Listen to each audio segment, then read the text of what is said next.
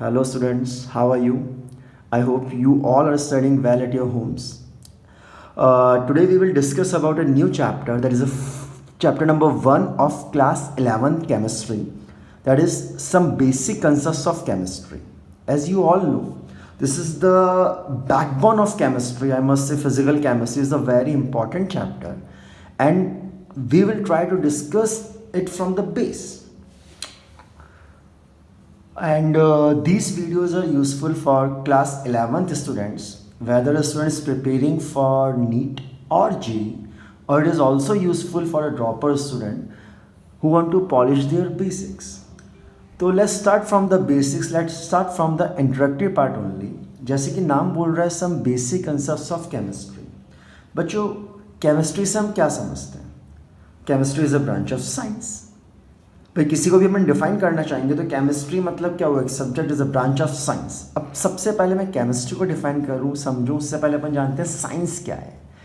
तो बच्चों सबसे पहले साइंस जो भी हमारे अगल बगल हो रही है, ह्यूमन टेंडेंसी, ह्यूमन जो भी अगल बगल नेचर को समझने की और जानने की कोशिश कर रहा है, दैट इज साइंस. तो मैं बोल सकता हूँ, उसको डिफाइन कर सकता हूँ. साइंस की बात करें, it is a continuing human effort to systemise knowledge for describing and understanding nature. So science may be defined as a continuing human effort to systemize knowledge for describing and understanding nature. अब मैं अगर science से chemistry में define करना चाहूँ, chemistry को define करना चाहूँ, तो केमिस्ट्री जैसे क्या हो गया बेटा? साइंस का वो पार्ट जहाँ पे अपन क्या डिस्कस करने वाले हैं. The branch of science that deals with the study of composition, properties and interaction of matter. अब भाई सबसे पहले दिमाग में चलो, ये तो बुकिश डेफिनेशंस हो गई. अगर मैं रियल लाइफ की बात करूं तो बच्चों रियल लाइफ में आप लोग केमिस्ट्री कहाँ कहाँ ऑब्जर्व कर सकते हैं? देखिए, जैसे अगर अपन बात करें फर्टिलाइज़र्स की बात करते हैं, ठीक है. जैसे फर्टिलाइजर्स अमोनियम सल्फेट हो गया, यूरिया हो गया, which are useful for the production of crops.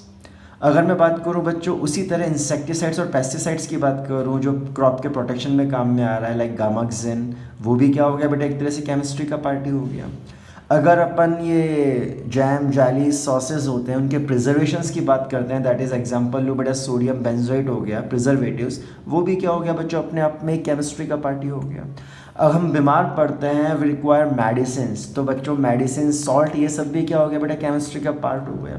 तो केमिस्ट्री इज़ एवरीवेयर, ठीक है. बस हम उसको समझते हुए चलते हैं. तो आज अपना बेसिक टॉपिक यही है कि अपन ने वो साइंस क्या है, केमिस्ट्री क्या है. No one is going to ask you the definitions of chemistry and science, but हम कोशिश करते हैं इस चीज़ को समझने की, ना कि इस चीज़ को रटने की. हाँ, इसमें बेटा एक क्वेश्चन मैं बताना चाहूँगा जो प्रीवियस ईयर में पूछा भी गया है, जैसे कि कुछ मेडिसिन की नेम है like cisplatin and Taxol. These are the life saving drugs which is use in the cancer therapy. Cisplatin and Taxol. बेटा सिस्प्लैटिन की अगर अपन बात करें, आप ये देखेंगे भी आगे, इसका स्ट्रक्चर अपन बताएंगे कोऑर्डिनेशन केमिस्ट्री क्लास 12th. एक और है बच्चों AZT, that is azidothymidine. It is useful for the helping AIDS patients और एड्स विक्टिम्स. तो देखो बच्चों, ये जितना भी पार्ट होगा, मैटर क्या होता है, क्या नहीं होता, सब अपने 9th-10th क्लासेस में ऑलरेडी आप पढ़ के आए हुए हो. बट वापस अपन उस चीज़ को समझते हुए चलते हैं, बेसिक्स स्ट्रॉन्ग करते हुए चलते हैं.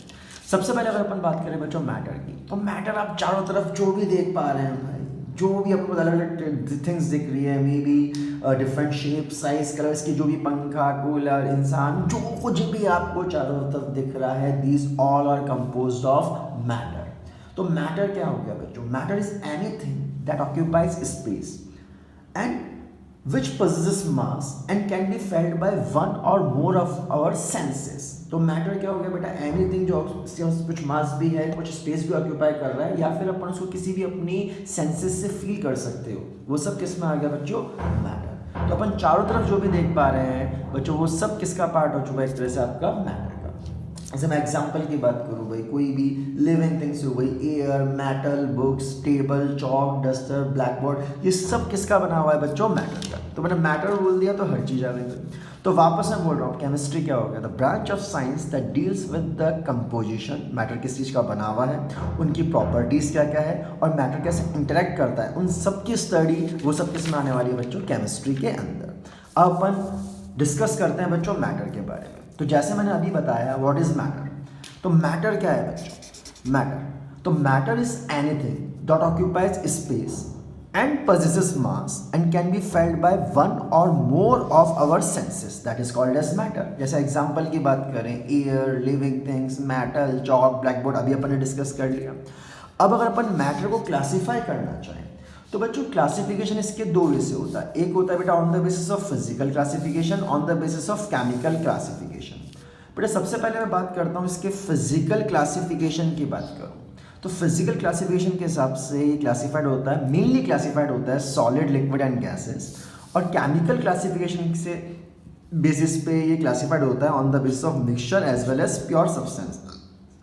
Mixtures is further classified as homogeneous mixture and heterogeneous mixtures, while pure substances is further classified as elements as well as compounds. तो बच्चों ये सब आपने लोअर क्लासेस में 9th 10th क्लास में आपने पढ़ा होगा। इन सबको अपन एक बार वापस रिवाइज करते हुए चलते हैं, हल्का बात डिस्कस करते हुए चलते हैं।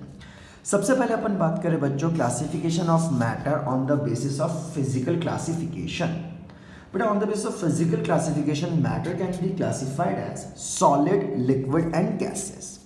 अब बेटा सबसे पहले अपन बात करें सॉलिड। यार देख के पता लगा, जैसे मैं सॉलिड की बात करूँ NaCl क्रिस्टल आई, मतलब सॉलिड इज क्या हो गया भाई, which have definite shape as well as definite volume, या फिर जिसके जो कांस्टेंट पार्टिकल्स हैं वो टाइटली पैक्ड है भाई। इंटर पार्टिकल जो स्पेस है वो बहुत ही कम है। अगर इंटर पार्टिकल स्पेस बहुत कम है या inter particle force of attraction बहुत ज़्यादा है तो स्पेस कम है तो ये कंप्रेस नहीं कर सकते आप इजीली, तो they are less compressible, they have definite shape, definite volume, highly rigid. तो ये सब किस में आ गया बच्चों आपके सॉलिड में। Example iron, NaCl crystal. अगर मैं लिक्विड की बात करूँ तो लिक्विड क्या होता है बच्चों, जैसे अगर मैं पानी की बात करूँ तो बेटा पानी का कोई शेप तो है नहीं, जिस कंटेनर में डालूंगा वही पानी का शेप हो गया, बट हाँ वॉल्यूम डेफिनेट है। तो liquid are those which have या those states of matter which have no definite shape but have definite volume. वो सब किस में आ गया बच्चों आपके लिक्विड के अंदर आ गया। लिक्विड इजीली कंप्रेसिबल नहीं होगा भाई। कभी एक चीज़ देखो, 1 लीटर पानी को लेके मैं या 2 लीटर पानी ले रखा है मैंने, क्या मैं उसको कंप्रेस करके किसी भी वे से 1 लीटर बोतल में डाल सकता हूँ क्या? नहीं डाल सकता भाई। तो भाई liquid are not compressible, but हाँ ये फ्लो इजीली कर सकते हैं। ठीक है भाई। अब जैसे एग्जांपल की बात करें भाई, ब्रोमीन रूम टेम्परेचर पे किस फॉर्म में होता है बेटा आपके लिक्विड की फॉर्म में होता है, और इसके जो कांस्टेंट पार्टिकल्स के बीच में थोड़ा थोड़ा स्पेस रहता है भाई। हाँ भाई। अब सबसे नेक्स्ट बात करें बच्चों अपन गैस की बात करें। गैस कोई डेफिनेट शेप नहीं है, कोई डेफिनेट वॉल्यूम नहीं है, पार्टिकल्स आपस में बहुत दूर दूर है, हाईली कंप्रेसिबल है भाई, हाईली एक्सपेंसिबिलिटी है। ठीक है। अब जैसे अगर अपन बात करें भाई अपन oxygen gas, ammonia gas, carbon dioxide gas, ये सब किसके एग्जांपल हो गए बच्चों आपके गैसेस के। तो यहाँ पे जो पार्टिकल्स होंगे वो क्या होंगे बेटा, बहुत दूर दूर होंगे भाई। तो भाई फिजिकल क्लासिफिकेशन के हिसाब से मैटर कैसे क्लासिफाइड हुआ बच्चों, सॉलिड, लिक्विड एंड गैसेस। अब ये तो मुझे पता ही है भाई कि सॉलिड, लिक्विड और गैसेस स्टेट्स होते हैं मैटर के, आपस में इंटर कन्वर्टेबल होते हैं according to by changing temperature as well as pressure. खुद देखो भाई, अगर मैंने इसको हीटअप किया तो solid may be converted into liquid, और लिक्विड को वापस टेम्परेचर बढ़ाया तो it may be converted into gas. भाई टेम्परेचर बढ़ाओगे काइनेटिक एनर्जी बढ़ेगा, काइनेटिक एनर्जी बढ़ेगा तो पार्टिकल्स जो होंगे वो दूर दूर जाएंगे, दूर दूर जाएंगे तो स्पेस बढ़ेगा, तो solid may be converted to liquid and liquid may be converted to gas by increasing the temperature. और अगर मैं वही प्रेशर बढ़ाने की कोशिश कर रहा हूँ, टेम्परेचर कम कर रहा हूँ, तो gas to liquid, liquid to solid. ठीक है भाई। अब बच्चों अपन आते हैं next topic, that is classification of matter on the basis of chemical classification. तो on the basis of chemical classification matter can be classified as mixtures as well as pure substances.